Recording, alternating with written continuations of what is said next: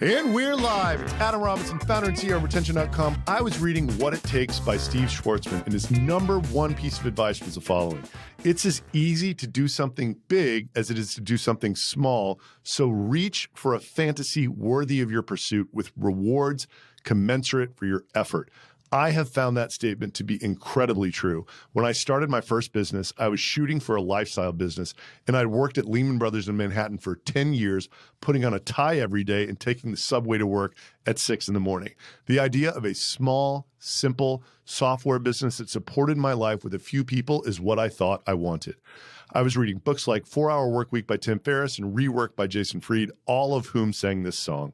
Not only did I find a flat growth lifestyle business wasn't what I actually wanted, which is a separate video entirely, I can tell you that today I'm currently running a business 7 times larger than my first business. It's on a trajectory to be 100 times more valuable in the next 12 to 18 months.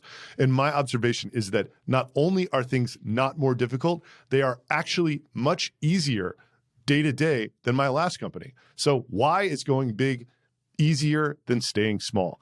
Number one, you have way more people and they are actually far better at what they do than when in a small organization when you have to do everything yourself. For instance, if I wanted to start a sales org at Robley, I would be reading books on sales. I'd be putting job ads on Craigslist. I'd be interviewing everybody. This time around, I hire a VP sales who builds my sales business for me. It is just much easier. Number two, the power of the big idea to attract amazing talent is real. It's timeless. It's Occupy Mars, right? It's the call to be great. It's a call to adventure. It will attract better people to what you're working on than if what you're working on is not ambitious. Go big. Number three, you simply have more resources. I mean, the amount that I can do with 20 million ARR is far more than the amount that I could do with 3 million ARR. We're sponsoring all sorts of newsletters, podcasts. I'm spending a ton of money on this founder brand stuff.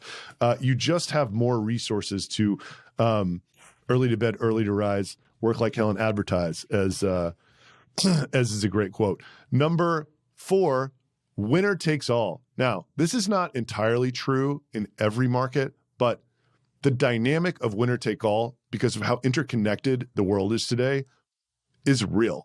You want to be the winner because the people who are fighting over the other 20% of the market are working just as hard as you, and you are getting much, much, much larger payoffs for what you're doing. Just ask Klaviyo. They raised it a $10.7 billion valuation last year.